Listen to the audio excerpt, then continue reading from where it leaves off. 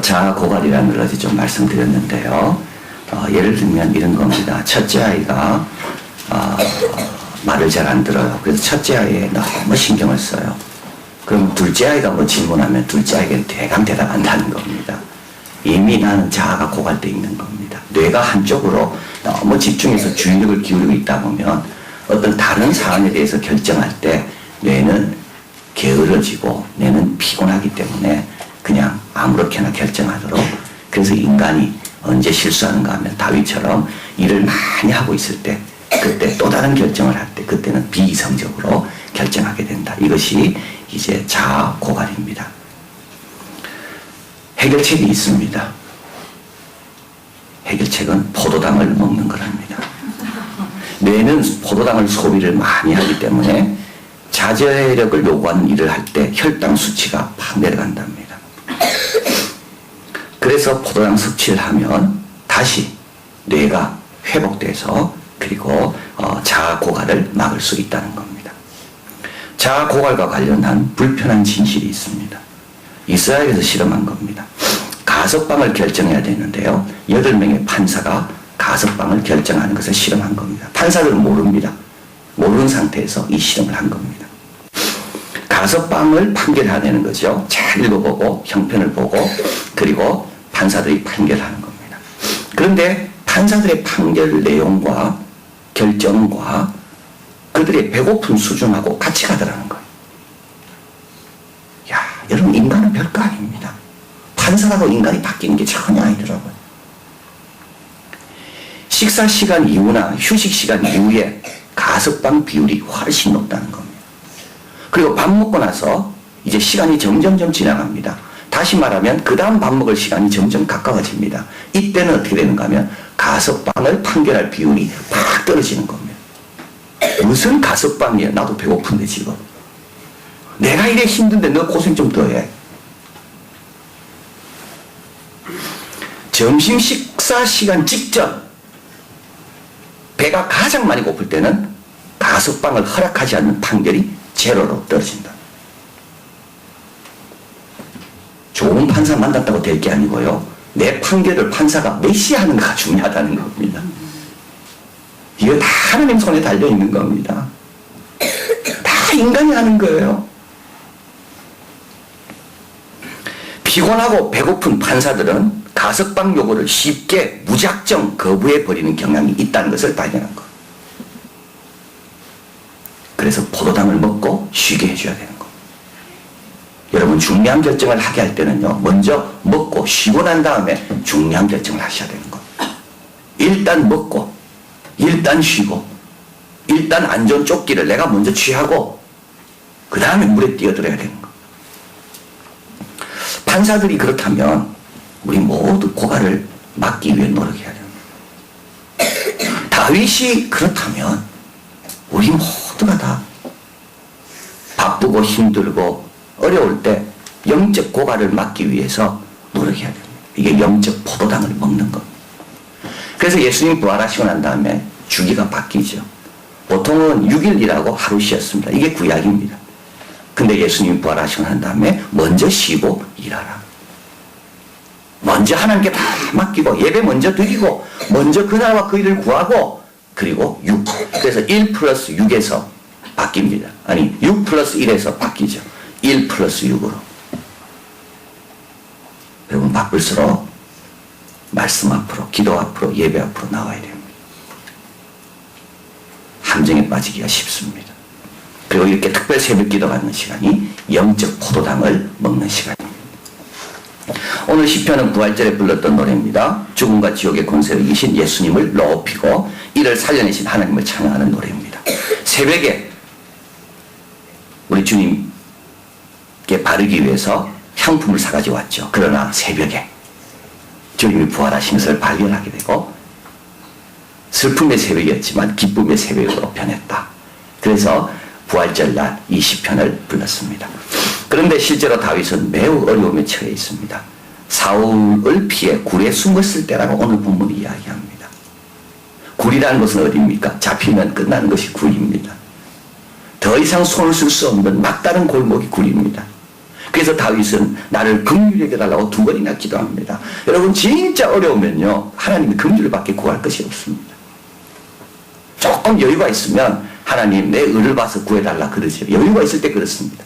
그러나 정말 어려우면 내 의도 필요 없습니다. 하나님 나도 의도 필요 없습니다. 긍휼히 여겨달라고. 그런데 갑자기 다윗이 바뀝니다. 내가 새벽을 깨운다. 새벽이 두려웠던 사람이죠. 그 다음날 아침에 동이 트는 것이 너무 부담스러운 사람입니다. 그런데 갑자기 다윗은 바뀝니다. 내가 새벽을 깨운다.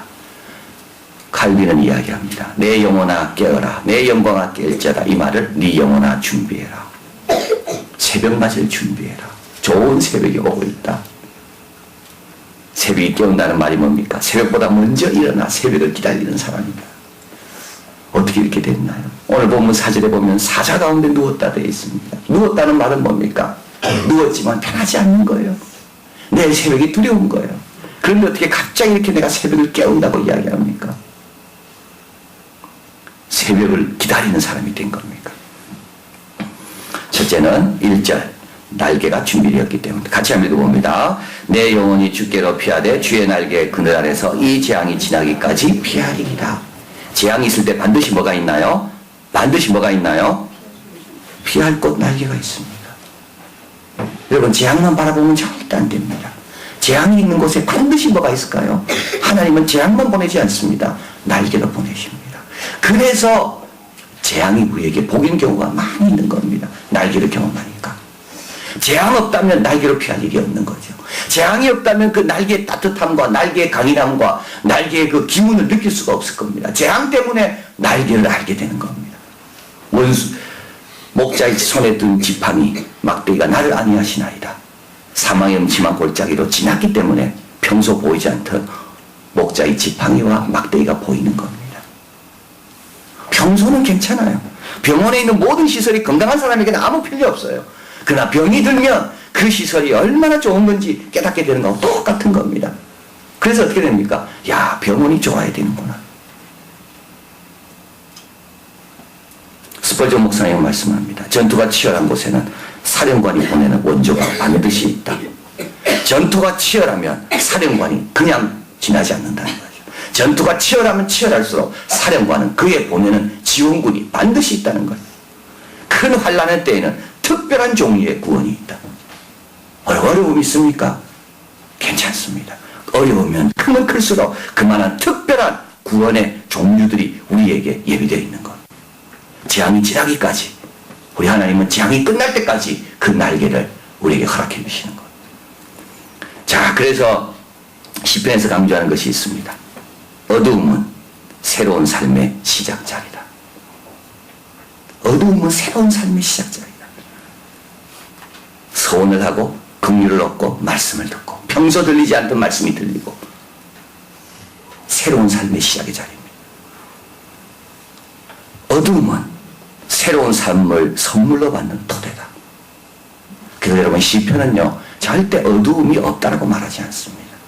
시편은 우리에게 인생에 어두움은 없으니까 하나님 믿으면 어두움 없다. 믿으면 다 된다. 절대 그렇게 말하지 않습니다. 어두움이 있지만 그것은 새로운 삶을 향한 토대일 뿐이다. 원수만 있지 않고 원수의 목전에서 베푸는 상이 함께 있다. 애통만 있지 않고 그 뒤에 바로 따라오는 하나님의 큰 위로가 함께 있다. 싸움이 치열할수록 사령관이 보내는 지원군이 더 많다. 이러면 어떻게 됩니까? 새벽이 기다려지는 겁니다. 새벽이 기다려지는 거예요.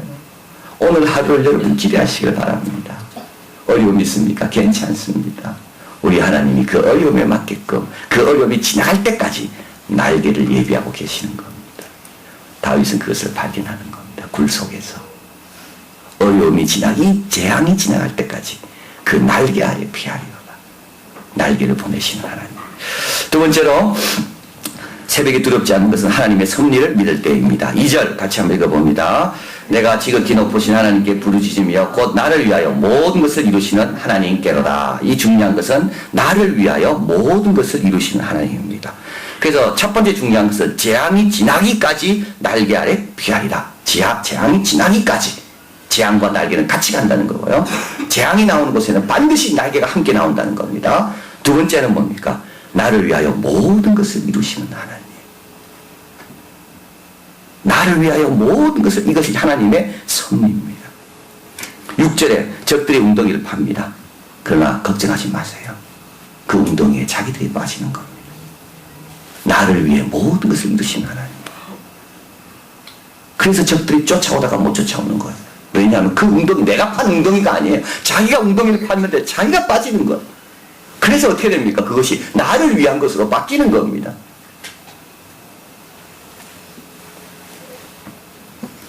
창세기 50장 20절 앞에 있습니다. 같이 한번 읽어봅니다. 당신들은 나를 해하려고 하였으나 하나님은 그것을 선으로 바꾸사 오늘날 같이 만민의 생명을 구원하게 하시려 하였나니. 여러분, 형들이요 요셉을 팔 때 가만히 있으면 돼요. 남들이 나를 해치려 갈 때 가만히 계세요. 위에서 보고 계신 자가 웃고 계십니다. 야, 저거 참, 내 백성에게 좋은 일 하고 있구나. 모든 것을 나를 위하여.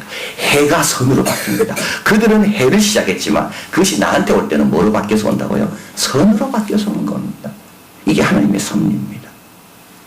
그러면 우리는 뭐 해야 됩니까? 우리는 일일이 웅덩이 파는 거 쫓아다녀야 됩니까? 적들이 뭐 하는가 탐지해야 됩니까? 아닙니다. 우리가 할 일이 있습니다. 우리는 내가 변할 것은 내가 변해야 되는 거예요. 적들은 웅덩이를 팔 동안 나는 하나님의 믿는 믿음을 계속 키워가고 하나님 원하시는 모습으로 계속 빚어지면 되는 거예요. 형들이 나를 미워 팔지만 나는 애굽에 가서 열심히 하나님께 순종하고 살면 되는 거예요. 그러면 결국 어떻게 됩니까? 그 해가 나에게 선으로 온 것을 경험하게 되는 겁니다. 절대 여러분은 원수와 더불어 싸우지 마십시오. 하나님께 다 맡기세요. 오히려 감사하세요. 나를 위해 열심히 일하고 있구나. 그리고 내가 변화되면 돼요. 존 맥스웰 목사님은 10대 시절 거울을 보다가 이걸 발견했습니다. 자기 얼굴이 잘생기지 못한 것을 발견했습니다. 그리고 두 번째 발견한 게 있습니다. 이 얼굴을 바꿀 수 없다는 것을 발견했습니다. 그래서 어떻게 하기로 결심했을까요? 인상, 표정을 바꾸기로 결심했습니다. 얼굴을 보고 밝은 표정 짓기를 계속 연습했습니다. 이런 사람은 새벽이 기다려집니다. 오늘도 내가 커지리라. 오늘도 내가 더 넓어지리라. 오늘도 내가 더 신실해지리라. 이런 사람은 새벽이 기다려집니다. 원수가 뭐 할까? 원수가 나를 괴롭힐까? 이것만 생각하는 사람은요, 새벽이 힘들어요. 그러나 오늘도 내가 새롭게 마음을 먹고 성장하리라. 오늘도 어떤 일이 오더라도 한번 사랑으로 한번 반응해 보리라. 변할 수 없는 것 변할라 하지 마십시오. 변하지 않는 것 갖고 신경 쓸 필요가 없는 겁니다. 변할 수 있는 것, 나부터 하나님의 뜻에 맞추어서 변하기 시작하면 나머지는 하나님이 알아서 다 하시는 겁니다. 이런 사람은 새벽이 기다려지는 사람입니다. 다윗은 사울을 바꾸려 하지 않죠. 왜 사울이 안 바뀌나? 왜 적이 안 바뀌나? 다윗은 그러지 않습니다. 모든 것이 나를 위하여 이루신 하나님을 믿고 내가 바뀌자. 내가 마음을 정하자. 내 마음을 확정하자. 그러니까 새벽을 깨우는 사람이 되는 거예요. 마지막으로 새벽을 깨우게 된 것은 하나님을 찬양하기 때문입니다. 굴 속에서 오늘 다윗은 찬양합니다. 7절 내 마음이 확정되었고 확정되었사니 내가 노래하고 내가 찬송하리이다. 참 중요한 말씀입니다. 굴 속에서 해야 될 게 있는데 뭐냐고요? 노래하고 찬송하는 겁니다. 찬송은 뭡니까? 여러분 꼭 기억하십시오. 찬송은 뭡니까? 찬송은 감사하고 다릅니다. 감사는 내한테 뭐가 이루어졌을 때 나오는 반응이 감사합니다. 찬송은요, 나와 전혀 상관없습니다. 찬송은 적어드렸죠. 하나님을 소중히 여기는 노래입니다. 찬송은 하나님을 소중히 여기는 노래입니다. 나와 전혀 상관없습니다. 우리 하나님이 소중히 여김 받기를 원해서 드리는 고백이 찬송입니다. 이게 찬송입니다. 그래서 찬송은 5절에 하나님이 주는 하늘 위에 높이 들리시고 주의 영광은 온 세계 위에 높아지기를 뭐 한다고요? 원하나이다. 이게 찬송인 겁니다. 내가 높아지는 게 아닙니다. 내가 응답받고 내가 해결받는 게 아닙니다. 그건 찬송이 아닙니다. 찬송은 뭐냐면 하나님을 소중히 여기는 것이 찬송입니다. 하나님만 높아지셔서 천지 위에 하나님만 뛰어나서서 이게 찬송입니다. 그래서 찬송은 그다음 적어드렸죠. 자기 생명을 아무런 조건 없이 계산 없이 그분께 내려놓는 것이 찬송입니다. 꼭 기억하십시오. 조건 없이 계산 없이 드리는 것이 찬송입니다. 그런데 놀라운 것은 시편 맨 마지막이 뭐죠? 호흡이 있는 자마다 여호와를 찬양하라 돼 있잖아요. 찬양할 때 어떻게 됩니까? 찬양할 때 우리 생명이 비로소 살아난다는 겁니다. 왜냐하면 호흡이 제일 잘 활용할 때가 언제냐면 찬양할 때가 이 호흡을 제일 잘 활용할 때입니다. 그래서 하나님이 이렇게 말씀합니다. 이 백성은 나를 찬양하기 위해 지었다. 여러분 영혼이 힘을 얻고 영적인 포도당을 얻고 내 영혼이 다시 활성화될 수 있는 길이 있다면 어디 있는가 하면 여호와를 소중히 여길 때 있는 겁니다. 다윗은 원래 노래 잘했습니다. 수음도 잘 타고. 근데 언젠가부터 노래를 잃었습니다. 너무 바쁘니까요. 근데 굴속에서 발견하는 겁니다. 노래를 찾자. 노래를 찾자.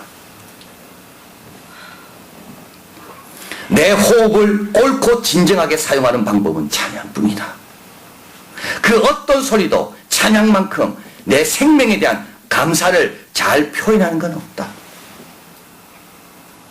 주님께서 말씀합니다. 호흡만 있으면 찬양해라. 가진 거 하나도 없어도 호흡이 있다면 그 호흡을 가장 잘 활용할 수 있는 길은 찬양이다. 그리고 그렇게 찬양할 때 내 생명이 풍부해지는 것. 8절 내 영광아 깰지어다 비파야 수고마 깰지어다 내가 새벽을 깨우리다. 갑자기 바뀌죠. 9절 내가 만민 중에 주께 감사하며 열방 중에 주를 찬송하리이다. 10절 대저 주의 인자는 커서 하늘에 미치고 주의 진리는 궁창에 일어나리이다. 찬송하니까요. 찬송을 하나님을 소중히 여기니까요. 어떻게 됩니까? 하나님을 향한 말씀과 은혜가 더 깊게 깨달아지게 되고 세상을 향해 담대함을 갖는 것. 그래서 사무엘하에 보면 다윗의 생을 요약하면서 다윗은 뭘 잘했다고 되어 있습니까? 노래를 잘했다고 되어 있습니다. 넬슨 만델라가 감옥에서 27년 있으면서 로빈 아일랜드에서 그가 이겨낸 비결은 딱 하나. 노동할 때마다 노래를 불렀다는 것. 노래를 불렀다고. 27년 감옥에 있었어요. 43살에 들어가서 70살에 나왔어요. 그리고 70살에 대통령이 된 것. 27년 동안 감옥에 있으면서 버티면서 이겨낸 비결은 그 죄수들, 모든 정치범들이죠. 그들은 노동할 때 노래를 불렀다는 것. 시편 89편 15, 16절 같이 읽습니다. 즐거운 소리를 하는 백성은 유복한 자라. 여호와여 저희가 주의 얼굴빛에 다니며 종일 주의 이름으로 기뻐하고 주의 의로 인하여 높아지리오니. 누가 유복하다고요?